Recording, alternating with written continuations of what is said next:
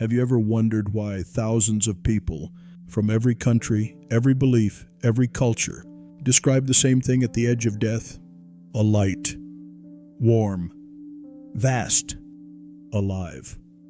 A presence so familiar it feels like returning to a place you somehow forgot. But here's the part that chills researchers the most. They all say the same sentence. The light knew me. Not I saw light. Not I was blinded by light. But it recognized me. It welcomed them. It understood them. It called them, not with sound, but with something deeper than memory. This is not a story from one religion. This is not mythology. This is not cultural imprinting. It is a global phenomenon. A repeating pattern, a whisper beneath the fabric of human consciousness. And the question we have ignored for decades is simple and terrifying. How can light know a person? Neuroscience says the near-death light is just electrical hallucination. But hallucinations don't recognize people. They don't remember names. They don't answer silently when someone calls out in panic. So what if the light isn't an illusion? What if it's a doorway, a memory field, a dimension where consciousness exists before and after the body? What if the light people see is the place where consciousness comes from? What if it is not death calling to us, but the origin of who we truly are? Tonight we step beyond the veil, into the mystery that has followed humanity since the first moment a heart ever stopped beating. Why does the light remember us, even when we forget ourselves? If the light people see at the edge of death is not a hallucination, if it truly recognizes a human being, then the real question becomes, what in this universe has the ability to know us more deeply than memory itself? Modern neuroscience has long assumed that consciousness is a byproduct of the brain, a temporary flicker that disappears when the body stops functioning. But this idea begins to crumble when researchers examine cases that biology simply cannot explain. People whose hearts stopped for 10 minutes, with completely flat EEG readings, return and describe seeing their own bodies from above, hearing conversations in the room, identifying colors, tools, and actions accurately, and above all, encountering a light that knew them. This is not the behavior of a dying brain, because for a hallucination to exist, the brain must still be active. But in these cases, the brain was not active. So what exactly was doing the thinking? Hypothesis 1. Consciousness is not in the brain. It only moves through it. Some physicists and neuroscientists like Penrose and Donald Hoffman suggest the brain does not create consciousness. It filters and receives it. Just as a radio does not create music, it tunes into a signal already present in the air. If this is true, then when the body dies, the radio breaks, but the signal continues. And if that signal is the original consciousness, then it contains every memory, every emotion, every version of ourselves. The light recognizes us, because the light is the field of information that stores all of us. Hypothesis 2. Consciousness is an atemporal phenomenon, a temporal consciousness. Physics offers a strange idea, the block universe, where past, present, and future all exist simultaneously. Time doesn't flow. We simply experience it one frame at a time. If consciousness exists outside of time, then it isn't born when we are born, doesn't end when we die, doesn't rely on a working brain, sees our entire existence in a single eternal moment. In this model, the light knows us because it perceives all of us across our entire lifetime at once. It sees the whole story, not the pieces. Hypothesis 3. Consciousness shifts into a parallel realm, the mirror realm. When the brain shuts down, consciousness might not turn off. It may simply shift frequencies, like a radio switching to another station. In this parallel realm, there is no time, no body, no fragmented memory, only pure awareness. This is where the light appears, not as physical light, but as the first form of consciousness when stripped of the body. It knows us, because in this dimension nothing about us is hidden. No ego, no story, no personality mask, just the core self, completely transparent. So what is the light? Not an angel, not a hallucination, not dying neurons, but possibly the first expression of the original consciousness, before it is divided by the body and by time. Some researchers call it the source field, the primordial awareness, the memory field, the light of consciousness. Different names, same phenomenon. And this is why the light does not speak, but it knows. It has no face, but it recognizes us. It does not judge. It remembers. It remembers us in a way no human ever has or ever could.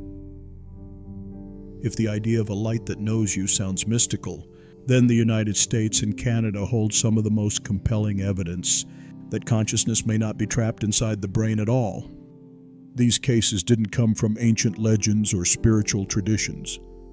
They happened in hospitals, in operating rooms, in emergency rescues, and in quiet hospice rooms where multiple witnesses saw the same impossible thing. And together they reveal one eerie pattern. Consciousness behaves as if it continues beyond the body. The first story that opens this doorway is the famous Pam Reynolds surgery in Arizona. Pam underwent a rare operation that required doctors to shut her brain down completely. Her body temperature was lowered to 60 degrees Fahrenheit, cold enough to shut the brain down. Her blood was drained. Her EEG went flat, zero brain activity. Her eyes were taped shut. Her ears were plugged with speakers blasting 100 decibel clicks. She should have been completely unconscious. Yet during the period when her heart stopped, she described floating above her body, identifying surgical tools by shape and color, repeating conversations word for word, knowing where each doctor stood, and then entering a light that recognized her. Pam later said, "It didn't just see me, it knew me." Her descriptions were so precise that the surgical team was stunned. There was no brain activity, no vision, no hearing, and yet something was perceiving. Something that wasn't the brain. But Pam's story is far from unique. In rural Tennessee, emergency workers revived multiple children after drowning incidents. These kids had no connection to each other, no shared beliefs, no theological background. Yet every one of them described the same phenomenon, a light that communicated without words. One boy said, "It knew I was scared, so it showed me things I loved." Another described a warm brightness that knew my name before I spoke. These aren't metaphors. These are testimonies from children who had no language to invent mysticism. The pattern is unmistakable. The light responds with intelligence. Then comes the case from a hospital in Saskatchewan, Canada. A man's heart stopped for 7 minutes. No one in the room spoke his name. The medical team was focused on resuscitation. When he finally revived, he didn't describe the doctors or the procedures. He described a voice calling his name from within the light. Not from the room, not from the world behind him, but from the brightness surrounding him. He said, "It knew me better than I knew myself." Doctors later confirmed, no one called his name during those minutes. So where did the recognition come from? And then there are moments when not just one person, but several, witness the same phenomenon. Hospice nurses, spouses, and even entire families have described seeing a soft, luminous presence lift from a body at the moment of death. They felt a warm intelligence fill the room. Some described a gentle pull upward, as if something was rising beyond physical gravity. This is called a shared death experience, and it should be impossible if consciousness lives solely in the brain. Yet witness after witness reports a glowing presence leaving the body, a living light brushing past us, a sense of someone being welcomed by something. Consciousness in these moments expands outward, engaging with the environment, not confined to a dying organ. And the most unsettling pattern across all these stories is this: whether in Arizona, Tennessee, Saskatchewan, or hospice rooms across North America, people repeat the same sentence. The light knew me. Not I recognized the light, but it recognized me. Hallucinations don't greet you. Dreams don't call your name. Random neural firing doesn't respond emotionally when you beg for a lost relative. But the light does. Again, and again, and again. Across ages, across cultures, across decades. To conclude this section, one thing becomes clear. If consciousness were produced solely by the brain, these stories could not exist. But they do, and together they suggest something profound. There is an aspect of consciousness that survives independently of the brain, an aspect that is aware, responsive, and capable of recognition. A memory field, a knowing presence, a dimension where identity is remembered even when the body has forgotten everything. And this leads us to the next question in our journey. What is this light, and why does it behave like something alive? What if consciousness doesn't vanish when the brain shuts down, but simply slips into another layer of reality? A layer that has always been here, just outside the thin film of perception the human mind can process. Scientists call it a higher dimensional information field. Mystics call it the realm behind the veil. For this video, we call it the mirror realm, not because it copies our world, but because it reflects something deeper, the true shape of consciousness when it is no longer filtered by the body. Imagine a flashlight shining through fog. The light you see on the ground isn't the full beam, it's only what makes it through the mist. The brain works the same way. Research from Princeton's Peer Lab, studies in quantum cognition, and theories from physicists like David Bohm all point to a shocking idea. The brain does not produce consciousness. It reduces it. It acts as a narrowing lens. When the brain dies, the narrowing stops, and consciousness expands into the space where it originally came from, the mirror realm. Here, awareness isn't limited by memory, or time, or physical senses. Here, consciousness exists in its full field. And that is why the light seems to know us, because in this realm, nothing about us is hidden. If our world is a river, the mirror realm is the ocean. Time does not move forward there. It simply is. This aligns with the block universe model in physics, a place where all moments, past, present, future, exist simultaneously.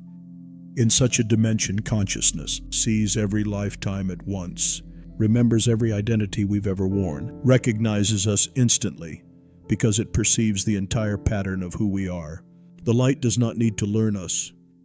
It already holds the full map of our existence. This is why near-death experiencers say, "It knew everything about me, instantly," because in a realm without time, recognition is immediate. In the physical world, identity is shaped by memory, language, personality, trauma, culture, fear, ego. But the moment consciousness crosses the threshold, these layers fall away like a costume dropped on a stage.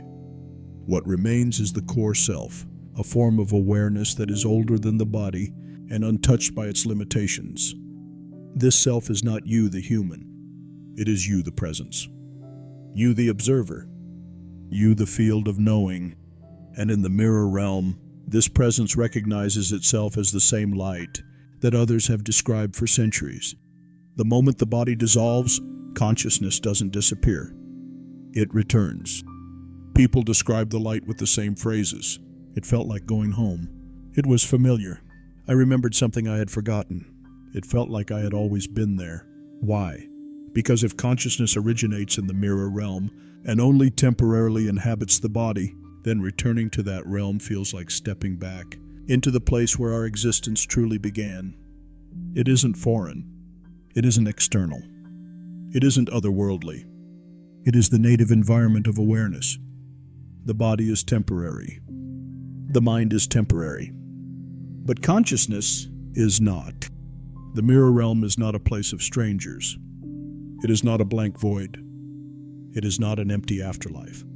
It is a field of stored identity, a dimension where every thought, memory, and emotion is preserved as information. In that realm, nothing about us can be lost. Nothing can be forgotten. Nothing needs to be explained. Nothing needs to be spoken. The light recognizes us because the light is the field that holds all selves. It is the archive, the memory, the origin. We don't meet the light. We return to it. The most radical idea is this: the mirror realm might not be separate from our universe at all, just invisible to ordinary perception. Like dark matter, like quantum fields, like the hidden dimensions predicted by string theory. Always here, always surrounding us, always touching us. And only when the brain releases its grip does consciousness cross the threshold and step into the dimension it has always belonged to. This is why near-death experiencers say, "I wasn't going somewhere else. I was seeing what was always here." If the mirror realm is real, then consciousness is not fragile, not accidental, not temporary. It is a traveler, a witness, a light wearing a temporary form, and when the body falls away, that light simply returns to the dimension where it is fully awake, not ending, not disappearing, but remembering itself. If the light that knows us is real, then humanity should have seen it long before modern near-death research. And they did. Across centuries, across continents, across civilizations that never met each other, people described the same light, a presence that recognizes the soul, guides it, and welcomes it home. These were not metaphors, not poetry, not symbols. They were attempts to explain something overwhelming with the limited language of their time. And when we compare these ancient descriptions to modern NDE testimonies, something extraordinary emerges. Humanity has been meeting the same light for thousands of years. In Tibetan Buddhism, the moment of death is called the dawning of the clear light. It is described as conscious, intelligent, radiant, familiar, and instantly recognizing the departing soul. Texts say, "The clear light knows you because you are made of it." Tibetans believe consciousness dissolves back into this light, the way a wave returns to the ocean. It is not out there. It is the core of awareness revealed when the body fades. Compare that to modern NDE statements. "It remembered me. It felt like I had always been there." The parallel is almost perfect. In Jewish mysticism, the soul emerges from Ein Sof Or, the infinite light that existed before time. It is described as a field of pure knowing, a presence without a face, a light that contains every soul within it. Kabbalists wrote, "The soul recognizes the light because it comes from the light." This matches the idea of the mirror realm, a higher dimensional field where identity is preserved. Once again, the ancient describes what modern experiencers echo. The light wasn't something else. It was where I belonged. Many tribes across North America, from the Hopi to the Lakota to the Cree, describe death as walking into the returning glow. This glow knows the person, shows them their ancestors, welcomes them without judgment, feels like a homecoming. A Lakota elder once said, "The light remembers our footsteps long after the earth forgets them." It is astonishing that ancient North American tribes, separated by vast distances, all held the same belief. The light is not a stranger. The light remembers. Exactly like modern NDE accounts. In Old Norse texts, the soul crosses a luminous bridge called Bifrost, not a physical structure, but a living radiance that recognizes the warrior's spirit.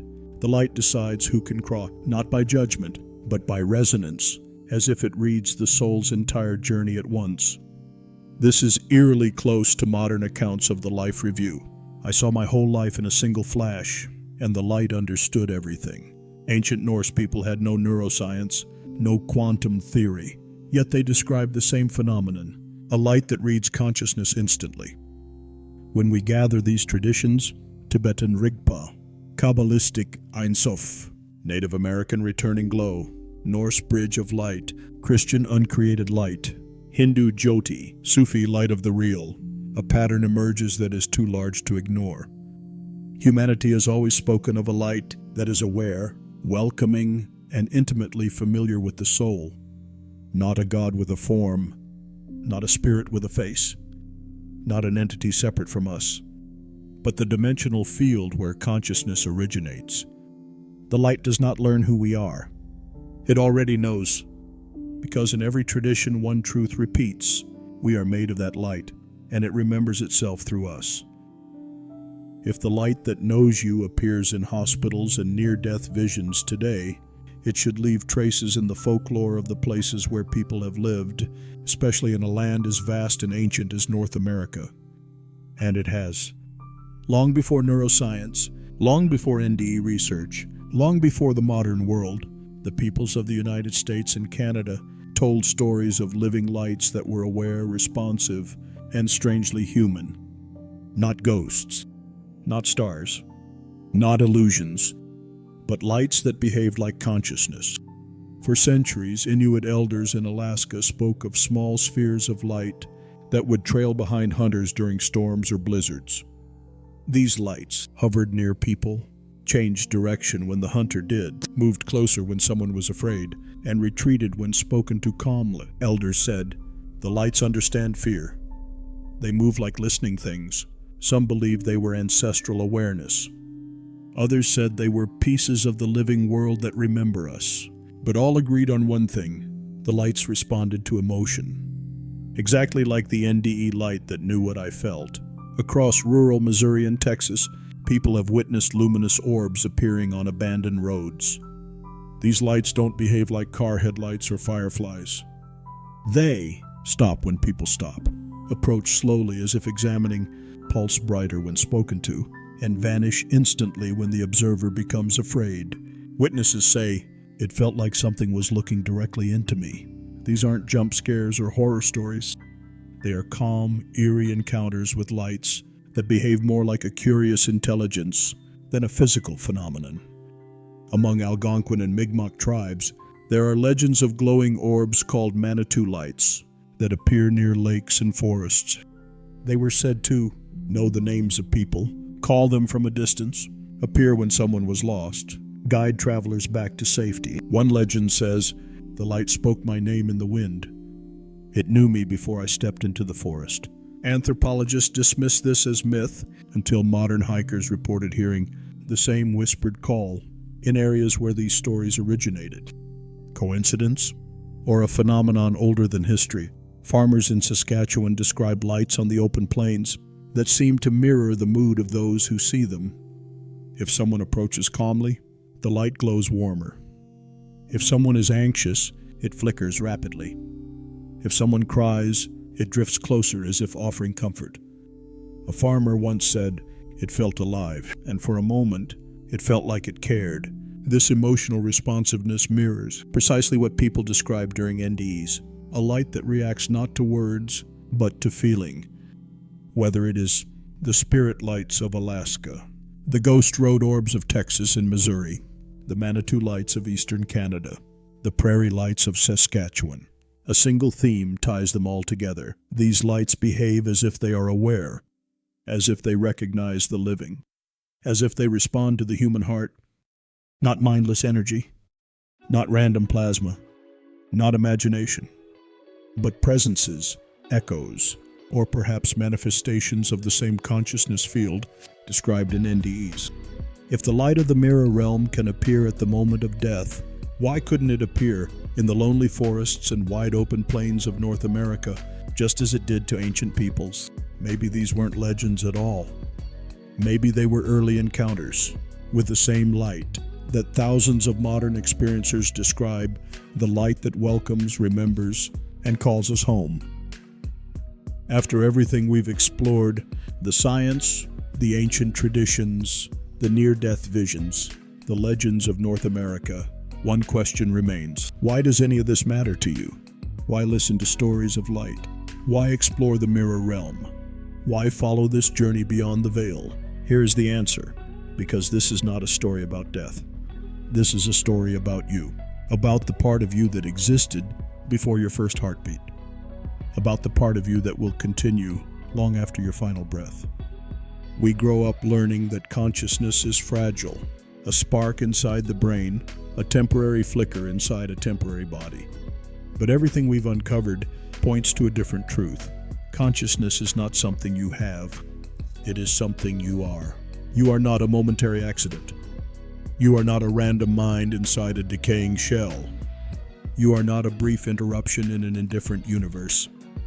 You are a field of awareness, moving through time, wearing a human life the way a traveler wears a coat.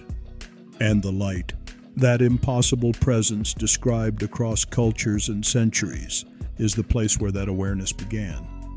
So when the body falls away, the light does not question you. It does not hesitate. It does not ask you to justify your existence. It already knows you. It knows the child you once were.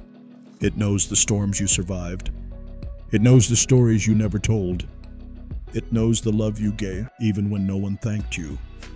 And when that light meets you again, it does not say, "Who are you?" It says, "You made it. Welcome back." Because the real message of this entire journey is this: you are remembered. You are recognized. You are not alone. And you never were. The mirror realm is not the afterlife. It is the origin life.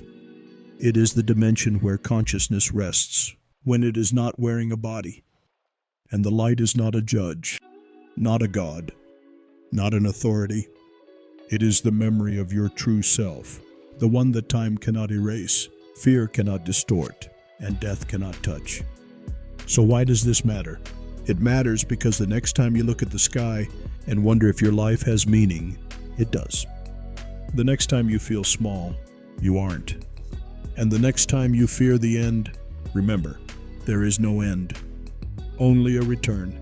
Beyond the veil, beyond the noise of the world, beyond the limits of the mind, you are not fading. You are going home.